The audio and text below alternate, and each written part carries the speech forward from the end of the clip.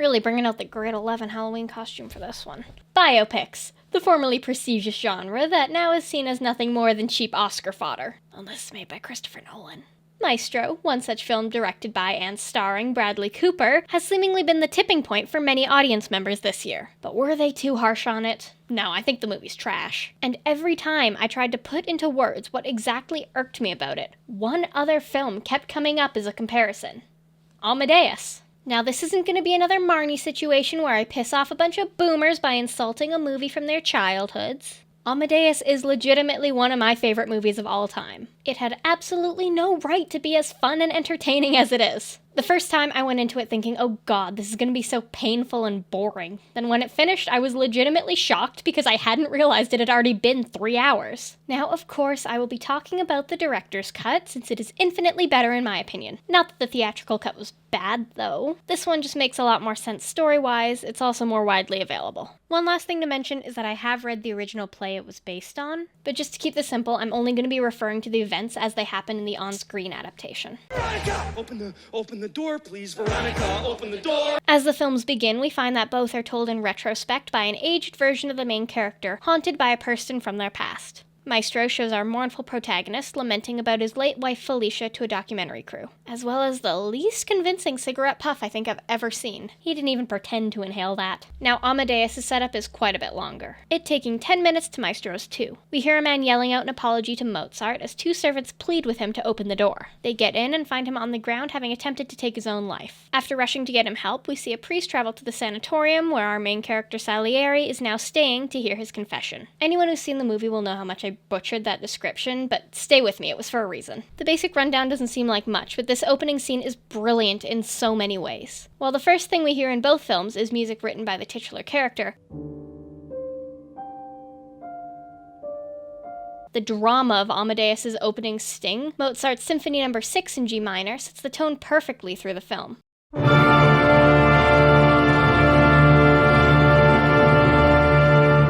Please don't expect me to cite the specific pieces that are being played at all times in either film.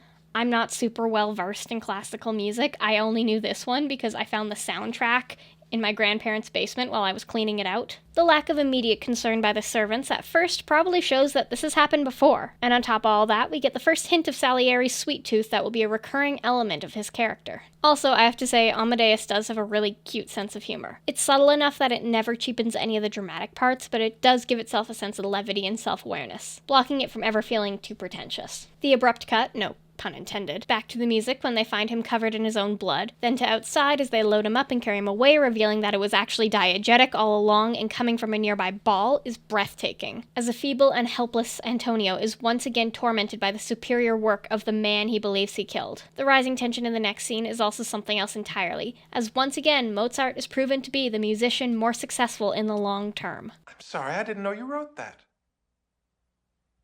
I didn't. Just so you know, I am acutely aware that film scholars over the last 40 years have made every point of praise I have for Amadeus much more succinctly than I ever could, especially since this isn't just going to be an Amadeus-focused video. That was Mozart. Wolfgang. Amadeus. Mozart. And also to clarify, I'm not blaming Maestro for not having as much of an intro as this. The entire point of this video is not to say that it's trying to be Amadeus and failing, because it isn't. It's obviously trying to be its own thing. I'm primarily making this, like I do all my videos, for myself. But if you also happen to enjoy it, good for you! Please leave a like and subscribe for more. Whether or not you agree with my conclusion is 100% subjective, because at the end of the day, I'm just giving my opinion. Except on Night Teeth. If you like that one, you are wrong. That movie gave me cancer. Okay, no it didn't, but if I ever do get cancer, and looking at my family's medical history, I definitely will, I'm gonna blame that. Who are you? Where's Big Lou? The first third of Maestro is in black and white for a reason that isn't good. First off, I was genuinely shocked that this was shot on an actual film camera because something about it just looks so off. Like they just slapped on a filter in Premiere Pro without any afterthought. And it's definitely something that's besides the fact that Netflix fucks with the grain. Look at any of the films from the era that this is trying to evoke. It just feels so uncanny valley compared to them. It also didn't help that Poor Things, which came out around the same time, just so happened to also be in black and white for the first third, and looks absolutely gorgeous. Secondly, in Maestro, the effect feels so unmotivated. I get that it's supposed to be old Hollywood, but why? Yes, he composed the music for On the Waterfront, but it's not like his work in film is what he's known for. And at the time, Felicia was only doing stage plays. If this was a biopic about Jimmy Stewart, then yeah, the various eras of film aesthetic would make sense. But as it stands, this movie just doesn't even focus on what little work Leonard did, even in the movie industry. And okay, yeah, obviously it's supposed to represent the change in his relationship to Felicia over time. But as we'll get to later on, it actually was pretty fraught from the beginning. It wasn't just an old Hollywood love story that got a reality check later on. And may I see Oppenheimer? A lot of people complain that Maestro was just a blatant attempt for Bradley Cooper to get an Oscar, and yeah, I can't really disagree with that sentiment. Everybody knows the best way to get to the crusty old heart of an Academy voter is by referencing the golden era. Unfortunately for him, this outing netted Cooper 0 wins, to my relief. It was nominated in 7 categories: Best Actor, Actress, Sound, Makeup and Hairstyling, Cinematography, Original Screenplay, and the big boy, Best Picture. Amadeus was nominated for 11 awards: Actor, Director, Sound, Makeup, Cinematography, Adapted Screenplay, Art Direction, Costume Design, Editing, and Picture. And won... oh wait, I have the poster. Whew, this jacket is baggier than I remember. Anyway, it won 8 of those, only missing out on Cinematography and Editing. And now, there's probably somebody out there that's watching this kind of confused, because they've been keeping track of the numbers and they noticed that I said it was nominated for 11 awards, only mentioned 10, said it won 8, then only said 2 that it didn't get, and that's because both F. Murray Abraham and Tom Hulce were nominated for Best Actor. It ultimately went to Abraham, but that was the last time 2 actors were nominated for Best Actor for the same movie. There's only one thing that's missing for me tonight, and that is to have Tom Hulce standing by my side. It's only happened once since in the Best Actress category as well for Thelma and Louise. Since then, studios have kind of figured out that they should just plop one of their actors into the supporting actor category, even if they're technically one of the leads, because they have more chance of winning more awards that way. Completely unrelated, but another nominee that year was Passage to India, and they brought a frickin' live elephant on stage, which was actually holding the winner's envelope in its trunk and handed it to the presenter. No wonder people used to watch the Oscars more than they do now. I'd 100% take the elephant over Jimmy fucking Kimmel. Now, none of that is to say the Oscars are always indicative of quality. I and many others will never get over the Green Book incident of 2019. But in the case of Amadeus, I do think their picks were correct. Same cannot be said for Maestro, though, as even being nominated was probably more than it deserved. Say what you will about Saltburn and Asteroid City's writing, but every frame in both those movies was a gorgeous work of art. The fact that neither were even seriously considered for cinematography is a crime in and of itself. Sorry, that was a long Oscars rant for somebody who doesn't even watch the live ceremonies and only opines over the winners and nominees. I am not throwing away my shot. I am not throwing away my shot. So from here the film structures diverge quite a bit. They're both told chronologically through time jumps, but Amadeus takes place over a much shorter span, with the main plot happening over 14 years and Maestro happening over 35. You'll hear me talk about this a lot through the rest of the video, but I think one of Maestro's biggest issues is that it's really confused about its own purpose. Is it about Bernstein's rise and eventual fame that came against the odds, or is it about the relationship he had with his wife? Either would have been very interesting, but it's never brave enough to commit to one or the other, so it just languishes in between. Don't get me wrong, a better written script could incorporate both aspects as a part of the story, but as it is, they aren't interwoven enough to feel very relevant to each other. After the opening, it shows Leonard getting the call to sub in for another conductor at Carnegie Hall. Side note, I didn't realize CGI could look that bad even in black and white. This is a bit jarring, as just before the flashback, he was talking about his wife Felicia, but we still don't see her for another couple of scenes. When it comes to him conducting, it just skips over that entirely. The given excuse is that he blacked out, however that isn't abundantly clear when watching it for the first time. It feels like they just got lazy and didn't want to show it. My own personal theory, my game theory if you will, I guess it'd be film theory, whatever, is that they were scared that showing too many conducting scenes would bore the audience, so they decided to only include them in the last third. Salieri's story starts out with some background.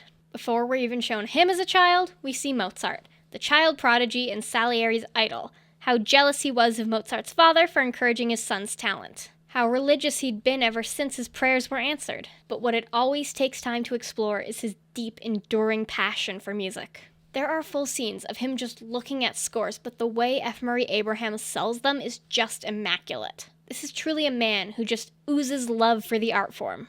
This plays one note, and there would be diminishment.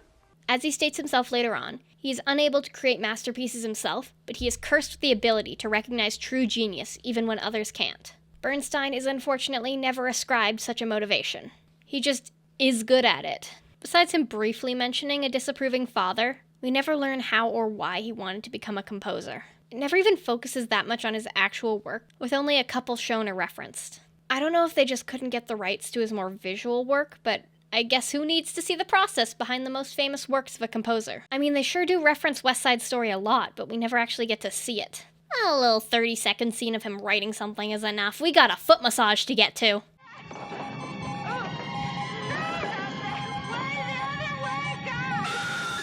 Arguably, neither of these movies are about their protagonists on their own, but rather their relationships with the secondary leads. So let's look at how they meet. The future Mrs. Bernstein walks into a party where a woman who we find out to be Leonard's sister greets her. I hate the way the camera is framed in this scene.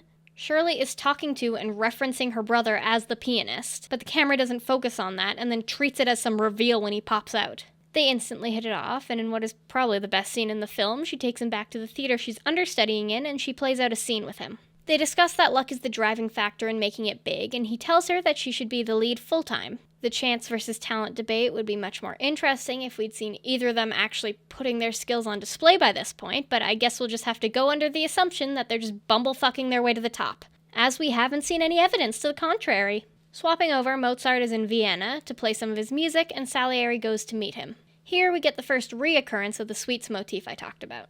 This is such a brilliant metaphor for Salieri's music. His works are pretty on the outside and easy to consume, but not fulfilling in the long term. Unlike Wolfgang, who creates much more complex and satisfying pieces that really stand the test of time. It's also through his love of junk food that he happens upon Mozart for the first time. After following the dessert trays into a separate room, he sees a young horny couple run in.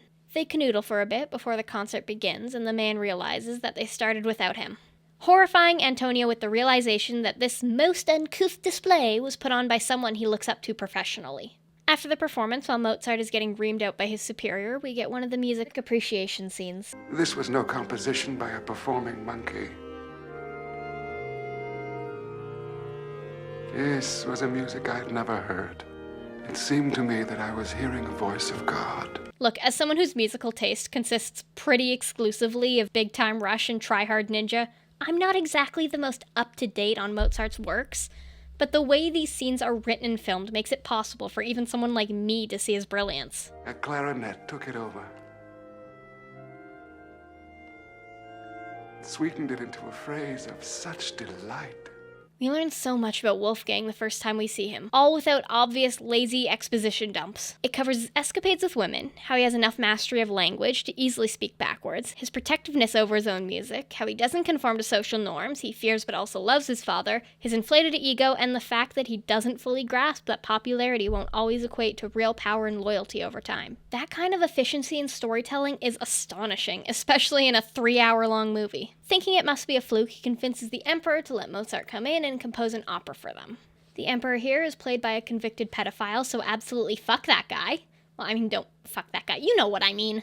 Just goes to prove my point that everyone whose first and last names start with J eventually turn out to be terrible people, especially when they're rich and famous. Jeremy Jordan, of course, being the exception. But besides that, yep, nope, can't seem to think of any non-awful ones off the top of my head, but feel free to let me know if I'm wrong. It is interesting the way the scene of Salieri writing his welcome march and Wolfgang getting styled for wigs are juxtaposed together. To me, at least, it's kind of like saying, here's where Salieri thinks his god is versus what he's actually preoccupied with. I've also always adored the clash between Mozart's gaudy fashion choices and the refined nature of his music, with Salieri being the opposite, preferring a small brown ponytail to the extravagant powdered monstrosities the Viennese wear. It's definitely an early hint towards Mozart's blasé attitude to money, choosing to get all 3 wigs and wishing he could have them on at the same time instead of economically getting just what he needs. He then goes on to prove Antonio's fluke assumption wrong by instantly memorizing the welcome march he wrote and improving it on the fly, starting the ever-growing rift between Salieri and his faith. Once again, this scene is amazing, but if I keep pointing out every single detail and bit of foreshadowing, we'll be here until Bradley Cooper actually does win a directing Oscar, so let's speed this up a bit. I'll just give brief, emphasis on brief, summaries of the plot so that we can talk and jump around a bit more freely through them. Mozart agrees to write an opera for the emperor in German, but runs into trouble when these Statler and Waldorf-looking motherfuckers find out it's set in a Turkish harem, though he is eventually given the green light. He casts Salieri's student, Caterina Cavalieri, as the lead. After the show, the girl from the backwards talking scene, Constanza, comes up on stage with her mother, who tells the emperor that Wolfgang is engaged to her daughter. Caterina gets angry, and to his dismay, Salieri realizes the two slept together. He then begins to truly loathe Mozart, and we don't see Caterina again for the next 2 hours. After initial hesitation, Mozart marries Constanza against his father's wishes. The emperor tells Antonio of his plan to make Mozart tutor of his niece, a highly coveted position that would surely enrich him greatly. However, Salieri convinces him to make applicants for the position submit their works for review first. Something Wolfgang's pride would never allow, despite his wife's protests. Since her husband has proven himself to be a bit of a spendthrift, Constanza attempts to present his work to Salieri behind his back. This leads to another incredible moment of music appreciation when he realizes that Mozart never makes corrections or copies.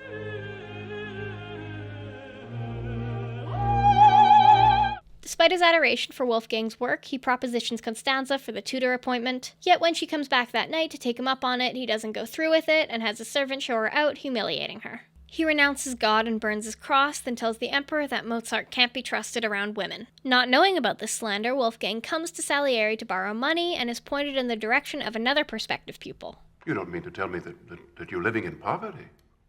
No, but I'm broke.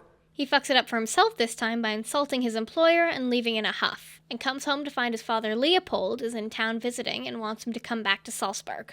We learn that Constanza is pregnant, and Leopold is annoyed by her lax approach to cleanliness. In a bit of on-the-nose symbolism, they go to a costume party where Mozart dresses as a unicorn and Salieri as a black cat, and we also get the first instance of this iconic costume as worn by the elder Mozart. This child contaminates the party's food by riding on top of it, and Wolfgang makes fun of Antonio, not realizing he's right there. Although Salieri was quite literally the one who suggested he do it. By Salieri.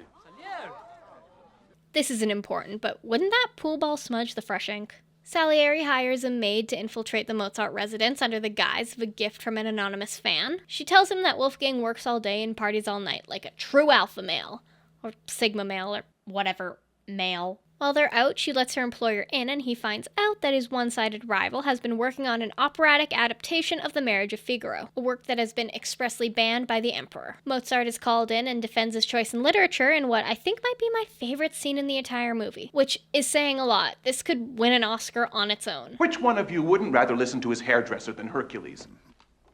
Or Horatius, or Orpheus. People so lofty they sound as if they shit marble. Okay, calm down, Wolfie. You can't just come for everybody's favorite soft boy like that. After all, much like you, he's just a poor boy working on a song. Although I guess his work is just a bit less wordy. I don't know how I've gone this long without talking about Tom Hulce's acting. Then the husband's valet comes in. He's plotting with the maid. Trio turns into quartet. Then a stupid old gardener comes in. Quartet becomes quintet. And so on and on and on. Sextet, septet, octet. I know, in my head, F. Murray Abraham was probably the right choice to get the Oscar, but my heart belongs to Hulce's performance. Explaining it can't do it justice. You need to experience it for yourself. And oh my gosh, that laugh.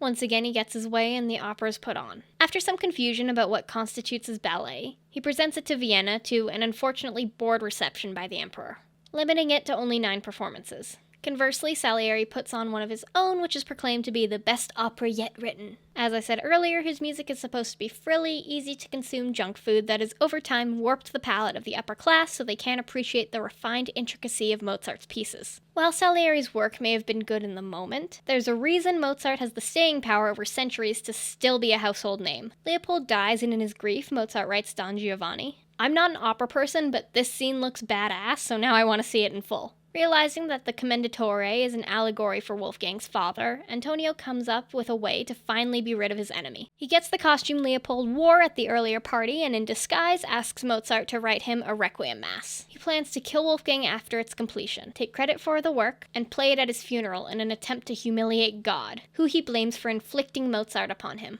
While attending a parody of Don Giovanni, Mozart is approached by his friend Schikaneder. Is that how you pronounce it? My excellent friend Schikaneder, come in! One sec.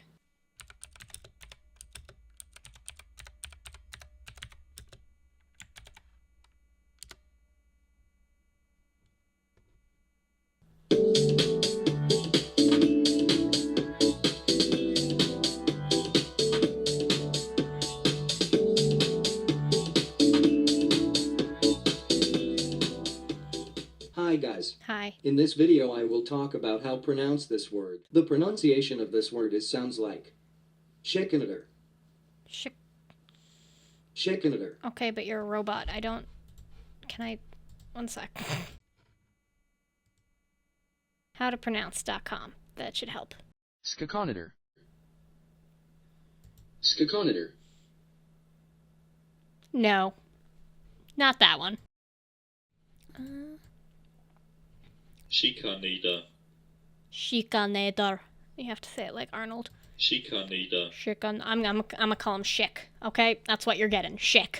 Mozart is approached by his friend Schick to score a vaudeville production. Constanza, rather understandably, wants to be paid up front, but Schick promises him half the box office receipts. She doesn't want to accept this, but Wolfgang shoos away her concerns. By the way, I just love this little interaction they have. It's small, but it really harkens back to their first scene together, and shows that, despite their financial strain, they do still love each other. A desperate Mozart goes back to the man he'd previously insulted and begs for another shot at tutoring his daughter. When that fails, he asks for a loan, which isn't granted, even after resorting to begging. If a man cannot earn, he must borrow. He really begins to spiral out of control. When Schick comes to check up on the vaudeville, he finds out that it's done, but not written down at all. So let me see it. Where is it? Here. It's all right here in my noodle. He honestly looks like me when I was writing this script. Constanza wants him to focus on the Requiem instead for the money, even after seeing that the buyer is some weirdo in a costume. She eventually leaves him at her mother's insistence, and Wolfgang finishes the magic flute instead, feeling that the Requiem is killing him. At the performance, he collapses and Salieri takes him home. When Schick comes to give him his dues, Antonio lies and says that the person at the door was the man in the costume, and tells Mozart that if the piece is done by the next evening, he will be handsomely rewarded. Wolfgang gets him to help take dictation, and they work through the night. The next morning, Constanza comes home to find Salieri still there. I regret we have no servants to show you out, Herr Salieri. Now that's a great line, but it makes absolutely no sense in the theatrical cut because the scene where he humiliates her was just taken out for some dumb reason. She tells her husband not to work on the Requiem anymore for his health, but it's too late. Wolfgang dies, and they are too poor to afford an individual burial. Oh my gosh, there's Katerina! The end. Well, not really, but we'll get into that later. Now, after taking all of that in, I'm sure the last thing you want to do is hear another plot summary, but I have good news for you, because Maestro doesn't have one. Okay, I mean technically if you go to its Wikipedia page, there is a section labeled plot, and as we all know, Wikipedia never lies so long as you don't look up who invented Caesar salad. I'm kidding, I still don't even know where it landed on that one. But there just really isn't any driving force behind the story. When I wrote that Amadeus summary, I was shocked to know that I could mostly do it from memory, because each scene just flows so nicely into the next that it practically wrote itself. And yes, I have definitely watched Amadeus more times overall, but for this video, I watched Maestro like 5 times in the last couple of days, and I still have to keep checking back at what scene comes next due to how disjointed everything feels. Now, having a confusing structure isn't inherently a bad thing. If you want a recent example, take Challengers. I watched it once like 2 weeks ago. Now, it hops around in time a lot, and I could still probably give you a pretty good summary of what happened. Without watching it a few more times, I probably couldn't tell it in the non-linear structure it was presented in, since that would get confusing, but the basic gist would be there. But Maestro has no excuse, except for that one little flash forward to old Leonard. It's told in chronological order. And this unevenness probably does come from what I said, it has no clue what it's about. Is it about its career? Because we hardly see any of it. Yes, we'll occasionally check in, and he's doing something. Are these important moments? Guess we'll never fucking know, because now we're someplace completely unrelated. Is it about his relationship with his wife? If so, it skips over some pretty important parts of their lives and fails to really give Felicia much of her own personality. I'm not sure I could really give you any defining characteristics besides is an actress. At least none that don't directly stem from her relationship with her husband. Hell, I could tell you more about Constanza Mozart than I could Felicia Bernstein, and she wasn't even written to be a protagonist. Sorry, I'm getting ahead of myself. These are the events that happen, starting from where I left off earlier. Shirley tries to set Felicia up with another guy, but she wants Leonard instead, who, while visiting, fails to telepathically read numbers out of her mind. Later on, she tells him that he smells like her father, which makes her feel safe. At brunch with People, obviously not very important ones because we don't see some of them again. We learn that Leonard is super popular now, and he's told that he should change his last name to Burns to sound less Jewish, so he can have a better shot at being the first great American conductor. He takes Felicia to see a rehearsal of one of his works, which ends in him performing a portion of the fancy-free ballet. This scene is annoying and definitely should have been cut. It just stops the movie in its tracks for no reason. I know that sounds completely counter to my point about not seeing enough of his work in the movie, but how the hell is this relevant? Yes, we hear his music playing, but you could slap on the Bernstein's Greatest Hits record and do the same thing. Every time they focused on a specific piece in Amadeus, it was forwarding the story in some way. The characters were either conducting, playing, writing, or commenting on it, with the exception of the vaudeville Don Giovanni parody. But in that instance, Mozart was just watching it. Neither him nor Salieri made it. This scene in Maestro isn't saying anything about this composition or the process behind its creation, and isn't fleshing out the two leads. I guess it shows that they're bonding, but they also could have done it in a way where we learn more about who they are. Speaking of missed opportunities to learn about them, the two of them have sex and he tells her that he used to want to kill his father because he was cruel. We don't learn in what way he was cruel, like physically, emotionally, what have you. By the way, he told her that while they were playing a game called Envy and Secrets, where they tell a secret, then something they envy. But this is the only one we hear. He just tells a secret and we don't learn anything deep about her. She does tell him not to change his surname, but that wasn't part of the game. He then introduces Felicia to the guy who he was rubbing in more ways than one. For context, Leonard is bi. This comes off as a real jackass move, as it's kinda obvious that this guy didn't know it was over between them before Leonard started writing letters about this woman. The cheating bisexual trope strikes again, I see. Although I'm not sure if this counts, because he was a real person. On a stroll, Felicia tells him that they should get married, and he instantly agrees. Then there's a time jump, and now they have multiple children. I hate when that happens in movies. And by the way, after the last scene, before they got married, she broke off the engagement, dated another guy for 4 years until he died, then got married to Leonard. None of this is shown, of course. The only reason I thought to look into it is there's a brief line later on that makes reference to it. If this movie really was about their goddamn relationship, you think such a development would be worth portraying. Especially if you bring it up later on like it's something we're supposed to know. By the way, it's been 12 years since he substituted in at Carnegie Hall. There was a 3-year time skip between that and him meeting his wife, but the way it's cut feels nearly simultaneous. We are unceremoniously exposited how famous they both are now and how many kids they have by Edward Murrow as he sets up to interview them. She tells Ed that Lenny is working on West Side Story, as well as 4 feature presentations, an omnibus, a CBS television program. Now, I did end up watching the original interview this was based on, and I really find it interesting that they changed it to him working on West Side Story at this point instead of Candide. I assume they just thought it would be more familiar to watchers by name. They even name-dropped the late great Stephen Sondheim, so maybe it was their way of paying tribute. I don't blame them for not wanting to talk about Lillian Hellman, though. She did kind of sound like a bitch. Ed asks if there's a difference between the conductor and composer sides of him, and in his answer, he references Tallulah Bankhead, who's my all-time favorite actress, because she was such a badass. Honestly, if you really wanted to make a movie about the life of a ambisextrous icon from that time, they really should have picked her instead. I'm not sure you could make that one uninteresting if you tried. That girl legitimately once said she took a certain film role mainly just to sleep with Gary Cooper. Which she succeeded in doing, by the way. I mean, he may have given her gonorrhea, but that's neither here nor there. I probably learned more about these two in those 12 minutes than I did in this entire 2-hour and 11-minute film. Earlier on, they said that Felicia was studying piano, but secretly studying acting, and there's no explanation as to why it was a secret. In the extended interview, she tells Ed that it was frowned upon in Chile, which is why she had to hide her true aspirations until she was in New York. We also get to see her and Leonard play a duet and hear about how she upholstered some of their furniture by hand and personally decorated their entire apartment. Yeah. Honey, is this all Felicia's idea? I had nothing to do with it. That's her paintings as well. So beautiful. But no, let's just focus on the part of the interview where she talks about her husband's accomplishments. Why make one of your co-leads stand out as an individual when Felicia as a person apparently only ever existed as an extension of the man she married? Who also in this interview recounts how he fell in love with music in the first place.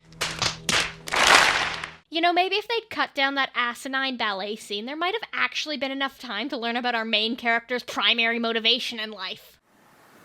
What do I know?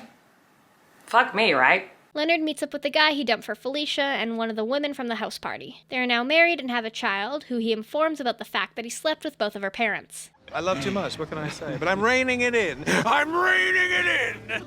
Felicia is beginning to feel a bit alienated from her husband. They have this reoccurring shot of her standing off to the side while he conducts, which I think could have been a very strong way to communicate the way she feels pushed aside by his career, as if it's a world she can't enter. Very Hamilton of them. However, as I've mentioned about 200 times already, we don't see that. The literal last scene was them enjoying themselves at a get-together they hosted. Yes, we hear her tell Shirley that being in his orbit can be taxing, but this is a movie, not a radio drama. Why not have a scene showing us as much? Honestly, the scene with his former lovers, who we never see again, by the way, could easily have been cut. This entire movie just feels like scenes removed from a film's theatrical cut Frankenstein together. Sorry, I know this is just supposed to be a quick summary, but I can't stop myself sometimes. It cuts to the 1950s, and from here on out, the film is in color. Leonard now has a new boy toy, much to his wife's dismay. Their daughter is played by Maya Hawke now. I was gonna kinda shit on her, because up until recently, all I'd seen her in was this and Fear Street, neither of which she was very good in, I'll be honest. As well as being completely forgettable in Asteroid City, evidenced by the fact that I completely forgot she was in it before getting footage for that earlier reference. But then I finally got around to watching Do Revenge, and as much as I'll be honest, I went into it kinda expecting to be put off, I actually had fun. Just don't think too hard about anything. I'm actually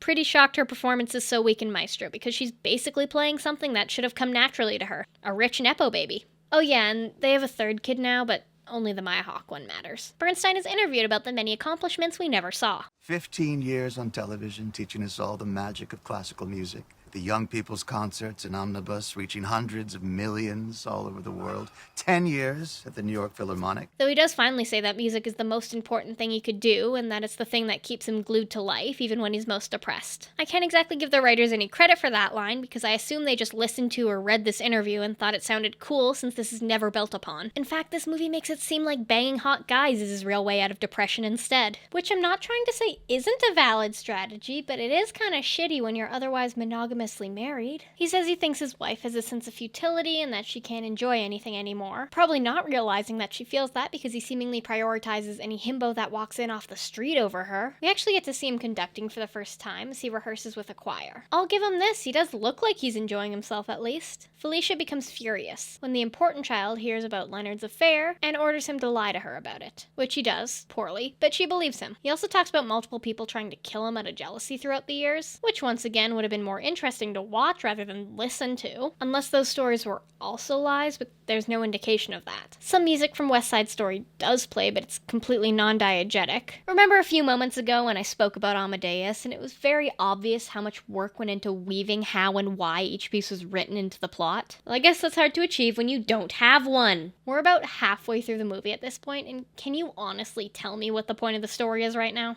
The only bit of conflict that's happened is Felicia's growing unrest, but that's really only been an element for about the last 15 minutes of screen time, which means a solid 50 of fucking nothing. Well, I guess not nothing, but barely something. Most of this so far just feels like recounting a half-remembered dream. This happened, and they were over here, and you were there.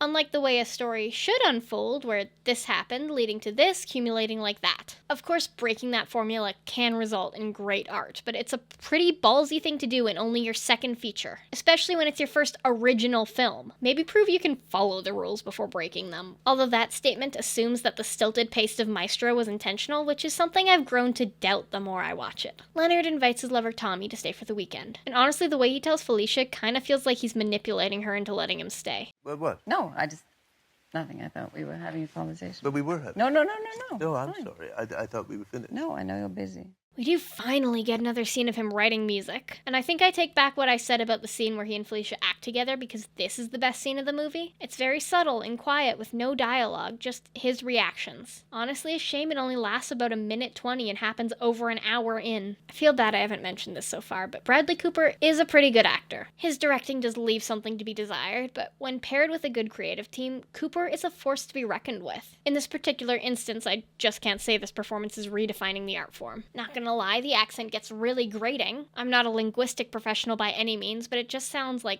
such, well, an accent. Now, of course, the real Leonard Bernstein did sound pretty transatlantic, but it was much more naturalistic coming from him, as if it was something he picked up rather than forced out. Ultimately means you become a schizophrenic, and that's the end of it. I suppose that means you become a schizophrenic, and that's the end of it.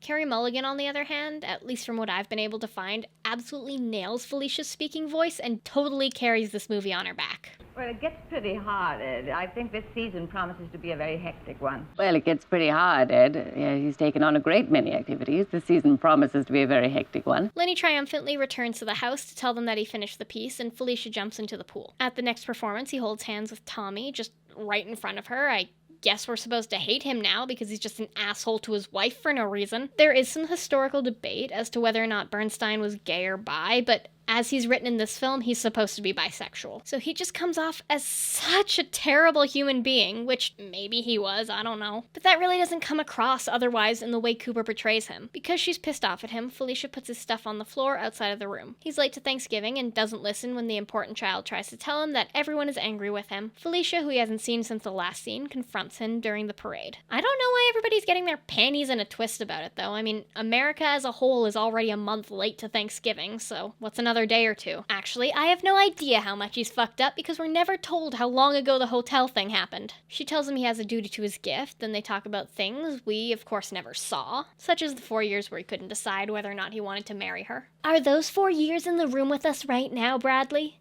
I mean Leonard. No, I mean Bradley. This is where we get the passing reference to the man she left him for, but they move on very fast. Richard Hart. Yes. Who fucking Yes. died. Who loved me. Who died. Who loved me. Oh, yeah, and he's a corpse now, and I was the one who was a fool waiting outside the fucking hospital for you like an idiot in my truth. Your truth is a fucking lie.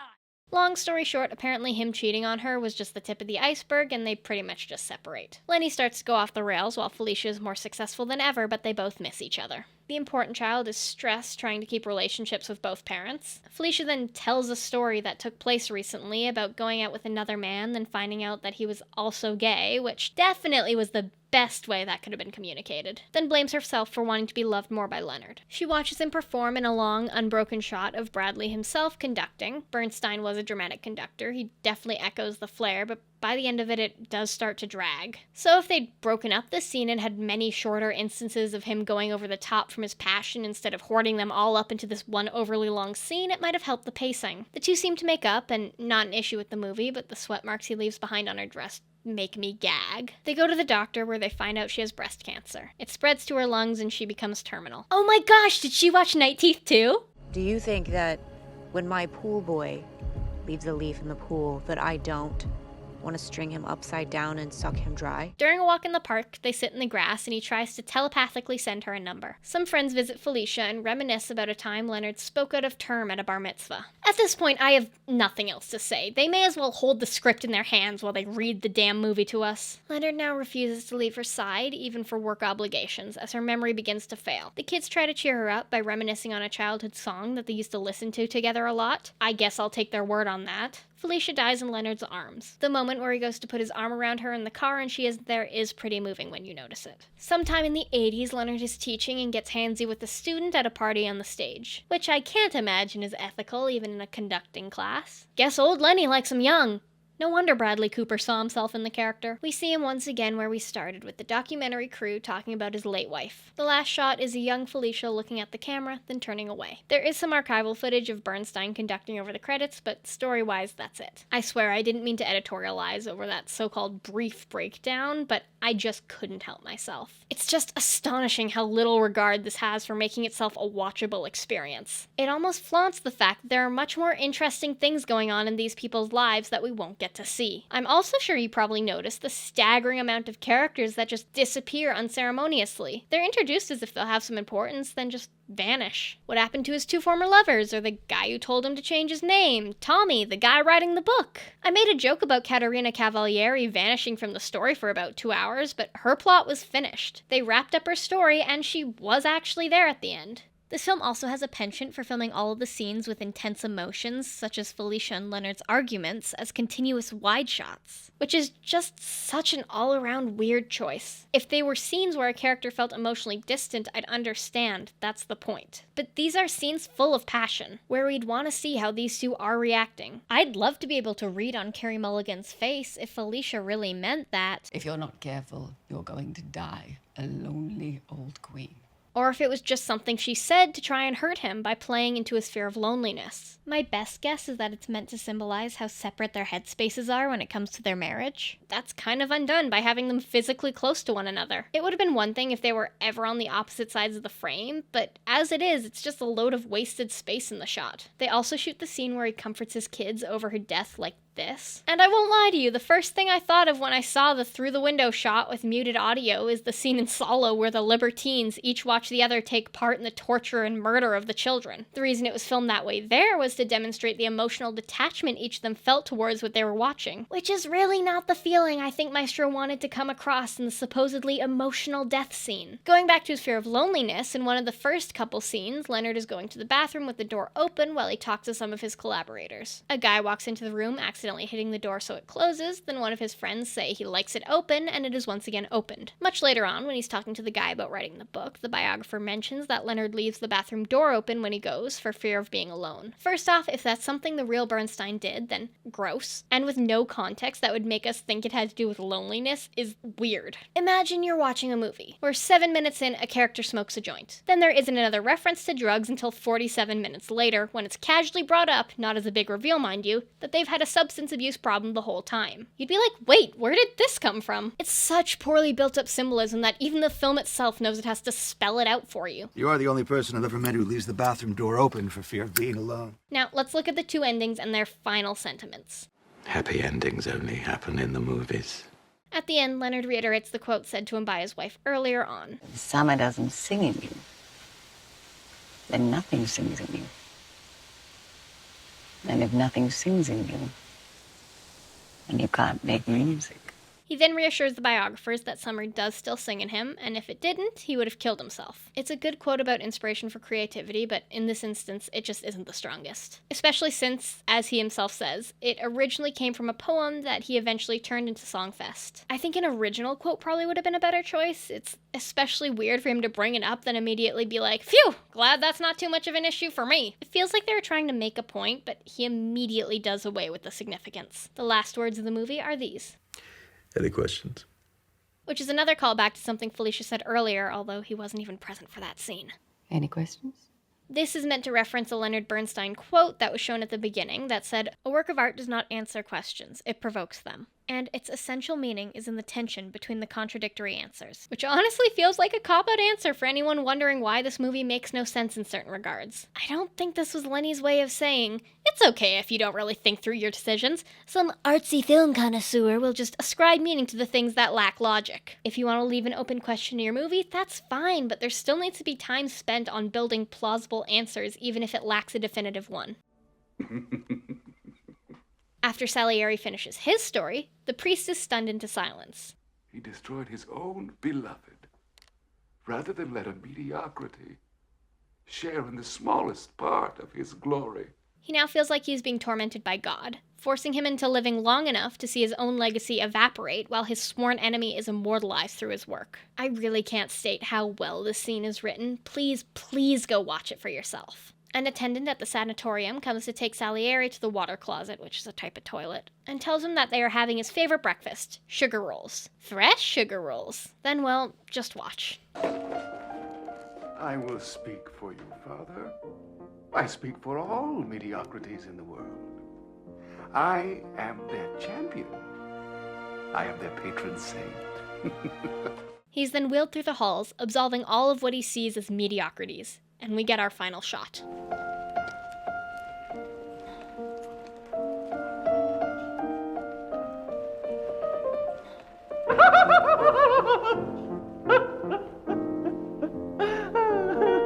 Ironically, 6 years later, that's how the original It miniseries would also end.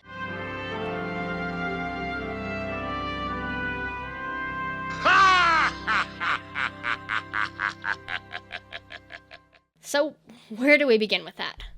Well, obviously he never got over the feeling of being bested by Mozart and God. In a way, he has both accepted his fate and rejected it. He has accepted his own mediocrity, but in doing so, he has once again put himself up on a pedestal by saying he is its patron saint. Even though by definition, being mediocre means you aren't the best. He's still found a way to rationalize this predicament into an air of superiority, which is what he's been chasing the entire time. He never wanted to sleep with Constanza. He only tried to do it because he could. That's why he's unable to go through with it. With the ease at which he spreads rumors and breaks down Wolfgang's credibility, I'm sure it wouldn't have been too hard for him to get Mozart thrown out of court entirely, but he doesn't want to do that. He wants to feel like he's better than him. Having him ousted would just mean he's harder to keep an eye on. That's why he doesn't just want to kill him, but make a fool out of both Mozart and God so we can feel like he came out triumphant. Yet just because he wants to win doesn't mean that he plays fairly either. Just like a child pulling the wings off a bug so he can torment it further without the fear of escape, he essentially handicaps his opponent by making him completely reliant on Salieri's generosity. This is why he's ultimately able to flourish in the mental hospital. Antonio is very intelligent and narcissistic, likely seeing the other patients there, with obviously much more debilitating ailments than his own, as lesser to himself. So of course he can claim to be the patron saint, not having the self-awareness to realize that he isn't above anybody there. Well, I mean, physically he's above them in his wheelchair, but all in all, he's just the same. To the outside world, he's nothing. While Mozart is still in that ballroom he passed at the beginning. In spirit anyways. There's a reason he's living on for generations and generations to come. He quite literally got the last laugh. Sorry, I had to. Marty! You've got to come back with me! Where? Back to the future! Oh yeah, I never even went any deeper into the time jumps. I remember when House of the Dragon came out, people were complaining about how jarring the time jumps felt, and how we didn't really get to re-know the characters before another one came. Well, at least in that, we got a whole hour-ish long episode to readjust to the altered dynamics. In Maestro, you get maybe a couple of minutes, if at all, to reacquaint yourselves with the older versions of these characters before they're in a completely new time and location, with characters you'll probably never see again. Now, of course, Amadeus has the advantage of taking place over a shorter span of time, not including the old Salieri scenes. But you can feel the way things subtly change between the characters, and you see how small disagreements fester and exacerbate over time. Felicia and Leonard feel so stagnant in their development because if they let them change at the natural rate that a personality changes over time, they would seem like different people between scenes. Take his accent, for instance. It already sounded very put on in Cooper's case, but if you listen to interviews with Leonard over time, you can hear the gradual fading of the transatlanticism. I will never interrupt again. It's so much better. I just have to interrupt to say that it's like night and day. Just that little difference. Now, it never goes away fully, but Bradley keeps it up to 100% from beginning to end, which isn't how speech patterns work. Everybody's vocabulary warps and shifts over time. Still a bar. So, if I could just show you what I think you would, and then if I'm wrong, you tell me. The last point of contention I want to bring up is history. True history. I haven't stolen anything. Don't lie to me. Amadeus is almost completely fiction. Besides the broad strokes of what Mozart composed and when, as well as a few things having to do with the emperor, there's hardly an iota of historical fact present in this film. Whereas Maestro is apparently pretty painstakingly accurate at points. So much so that Bernstein's real children have praised it for its portrayals of the family, but that still doesn't mean it's good. A movie is a form of entertainment. You can completely disagree with me on this, but in my own personal opinion, it's okay to sacrifice accuracy for a good story. Now, don't go overboard and make it offensive, obviously, but cinema's job is to be entertaining. A great film can move you even if it isn't true. A bad film still sucks even if it's as faithful can be. Some of the best stories take real events and just use them as a loose jumping off point for much more compelling tales. I'd take Psycho any day over a one-to-one recreation of Ed Kemper's murders, and I'm sure most people would agree with that. Like I said, this is just a preference of mine, but I'd rather something be good than completely accurate. Although it is much harder in an instance like this when so many family members are still alive. But hey, it's a true story. Happened to a friend of mine.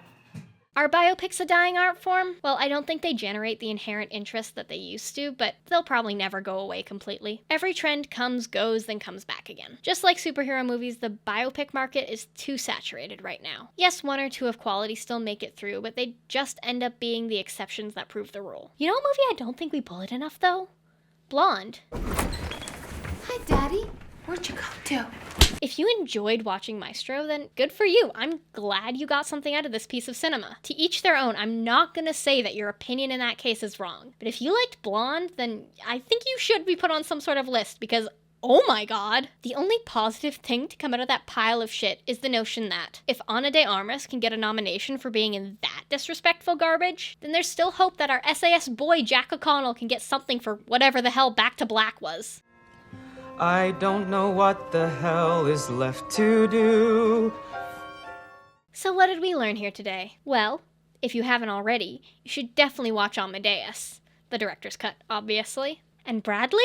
Please do me a favor and make a better movie. Sorry, that was harsh. A Star is Born wasn't my thing, but objectively it was a well-made film. Although it is pretty hard to fuck up a movie when there are already 3 other filmed versions of the same story to pull from. I hope at least he learned not to wear prosthetic noses. Yeah, you knew it was coming at some point, because that was just weird. It really didn't factor into the story one bit. Would Bernstein's life have been that different if he had a smaller nose? Probably not. Unless they skipped over another part of his life that was just the plot of Roxanne. At this point, I wouldn't put it past them. Well, what I found out for sure is that you should definitely like the video and subscribe for more of my inane ramblings. If you want to hear me talk about a movie that hypothetically might give me cancer in the near future, check out my video on Night Teeth. It is something. Yeah, man, I'm fine. I'm living my best life. Are you crazy? Good luck to all the future composers out there. And I really hope you did enjoy this video because it cost me a button off of this jacket, which was like $5 at Spirit of Halloween. I mean, come on, that's an investment. Thank you and goodbye.